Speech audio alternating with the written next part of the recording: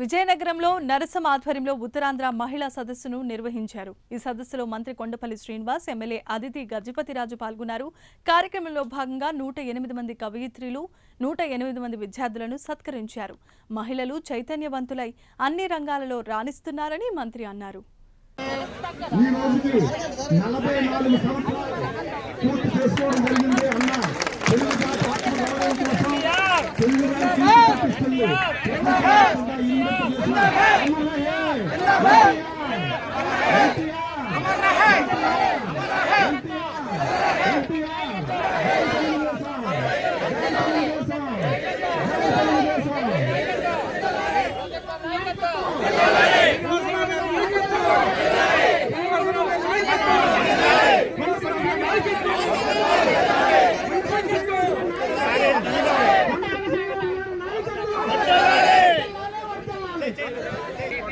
అన్న నందమూరి తారక రామారావు గారు తెలుగుదేశం పార్టీని స్థాపించి దాన్ని వారసత్వంగా కొనసాగుతున్న చంద్రబాబు దాన్ని ఒక ట్రస్ట్ లో కూడా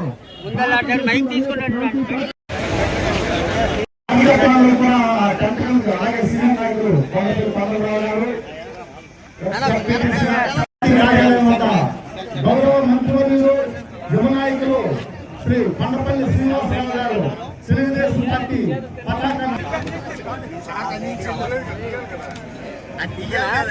తెలుగుదేశం పార్టీ పతాకాన్ని ఆవిష్కరిస్తున్నారు. తెలుగుదేశం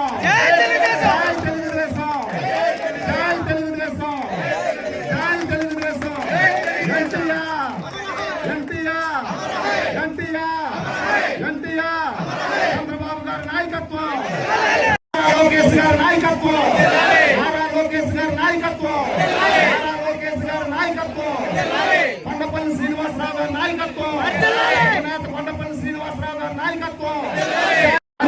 పార్టీ నాయకులు ఎవరైతే వేదిక మీద పిలుస్తారో వారే రండి.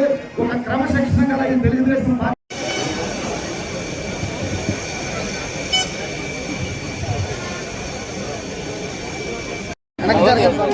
ఎన్టీఆర్ కోరుతున్నాం. అలాగే మన ఎక్స్ఎంపీజీ కొండలరావు గారిని, అలాగే 5 మండలాల పార్టీ అధ్యక్షుల్ని, అందరినీ, నాయకులు, కార్యకర్తలు అందరూ కూడా ఇక్కడ ఎన్టీఆర్ ఎన్టీఆర్ ఎన్టీఆర్ ఎన్టీఆర్ ఎన్టీఆర్ ఎన్టీఆర్ జై తెలుగుదేశం. దేవాలయం ప్రజలే దేవుళ్ళని నమ్మి తెలుగుదేశం పార్టీ కుటుంబంలో భాగస్వామ్యమైనందుకు గర్వపడుతున్నాను. తెలుగువారి ఆత్మగౌరవం నినాదంతో పుట్టిన నా పార్టీ కోసం, తెలుగు జాతి సమగ్ర అభివృద్ధి కోసం యువత, విద్యార్థులు, పేద, బడుగు, బలహీన వర్గాల సంక్షేమమే నా ధ్యేయం. కుల, మత, ప్రాంతీయ భేదాలు అతీతంగా సేవ అందిస్తాను. దేశ సమగ్రతను కాపాడటం నా బాధ్యతగా భావిస్తాను. రాజకీయాలను అంకితం అవుతాను. సిద్ధాంతాలను ఆచరిస్తూ తెలుగుదేశం పార్టీ బలోపేతానికి నిస్వార్థంగా కృషి చేస్తాను అని ప్రతిజ్ఞ చేస్తున్నాను. జై తెలుగుదేశం, జై జై తెలుగుదేశం, జై తెలుగుదేశం. ఎన్టీఆర్ ఎన్టీఆర్ ఎన్టీఆర్ ఎన్టీఆర్ జై చంద్రబాబు నాయుడు గారు. జై హింద్. మాజీలేని కార్యకర్త సోదరులందరికీ నా యొక్క శిరస్సు వంచి నమస్కారాలు తెలియజేసుకుంటున్నాను. అలాగే నమస్కారాల విషయం ఎందుకంటే మన అన్న నందమూరి తారక రామారావు గారు మన తెలుగు వాళ్ళ ఆత్మగౌరవాన్ని నిలబెట్టేందుకు, మన తెలుగు జాతి గౌరవాన్ని ప్రపంచ నలుమూలలా చాటి చెప్పే విధంగా అన్న నందమూరి తారక రామారావు గారు తెలుగుదేశం పార్టీ స్థాపించి ఒక మంచి పరిపాలన రాష్ట్రానికి ఇచ్చారు. ₹2 కిలో బియ్యం ఆ రోజు రాష్ట్ర ముఖ్యమంత్రిగా ఎన్నికైన తర్వాత ఆయన చేపట్టడం ఈరోజు దేశం అంతా కూడా ఆచరించడం జరుగుతుంది.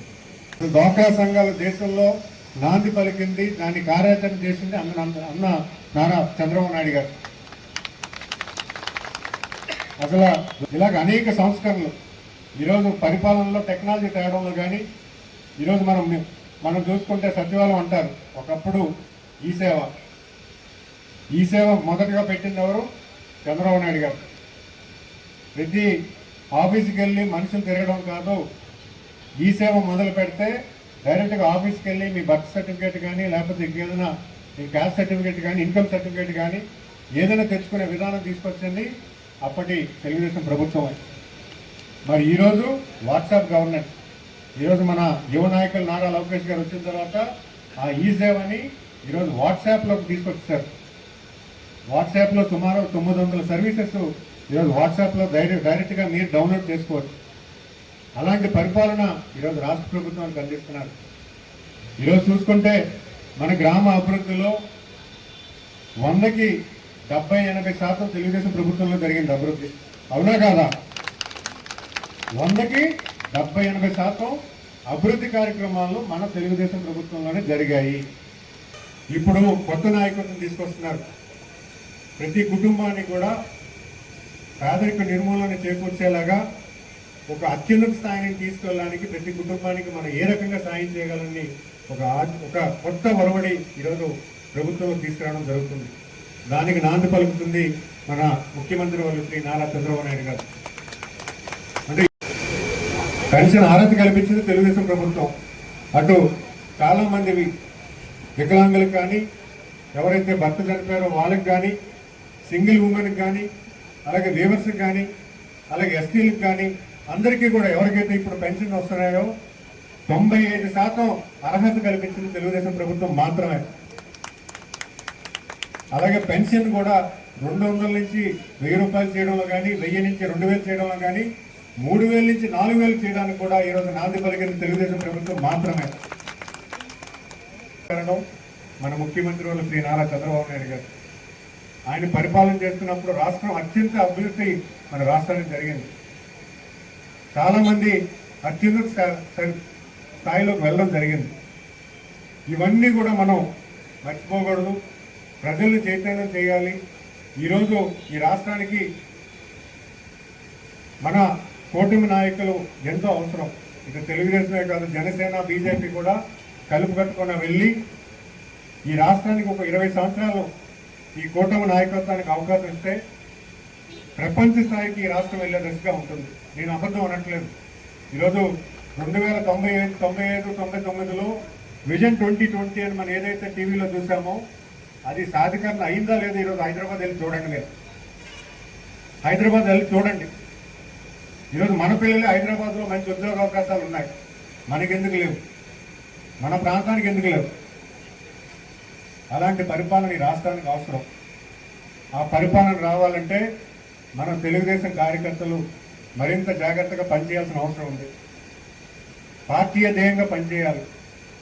ఇక్కడ వ్యక్తి కాదు, పార్టీయ ధ్యేయంగా పనిచేయాలి. తెలుగుదేశం కుటుంబం కింద పనిచేయాలి, కూటమి నాయకత్వంలో పనిచేయాలి. ఎప్పుడైతే ఇది చేస్తామో ఖచ్చితంగా ఈ రాష్ట్రానికి మరొక సుపరిపాలన 20 సంవత్సరాలు వస్తుంది. ఖచ్చితంగా ఎప్పుడైతే 20 సంవత్సరాలు వస్తుందో మన భావితరాలు ఒక మెరుగైన వ్యవస్థలోకి వెళ్తారు. మన రాష్ట్రంలో చంద్రబాబు నాయుడు గారు కానీ, అలాగే deputy chief minister Pawan Kalyan గారు కానీ, మన యువ నాయకులు నారా లోకేష్ గారు కానీ, వీళ్ళు నలుగురు కూడా మీరు చూసుకుంటే ఏ రోజు కూడా ఇంట్లో కూర్చోవట్లేదు. నిత్యం ప్రజల్లో ఉంటున్నారు, నిత్యం కష్టపడుతున్నారు. ఈ రాష్ట్రం కోసం ఏదో ఒకటి చేయాలన్న తపనతో పనిచేస్తూ ఉన్నారు. ఈ విషయం మనం ఎవరో కూడా మర్చిపోకూడదు. వాళ్ళ పడిన కష్టంలో ఒక పావు వంతు మన గ్రామాల కోసం మీరు కష్టపడితే ఖచ్చితంగా మీ గ్రామంలో అభివృద్ధి కల్పిస్తుంది. గ్రామంలో ఈ 20 నెలల్లో చాలా వరకు సమస్యలు దీర్ఘకాల సమస్యల వరకు కొంత తీర్చగలిగాము. కానీ ఇంకా చాలా చేయాలి.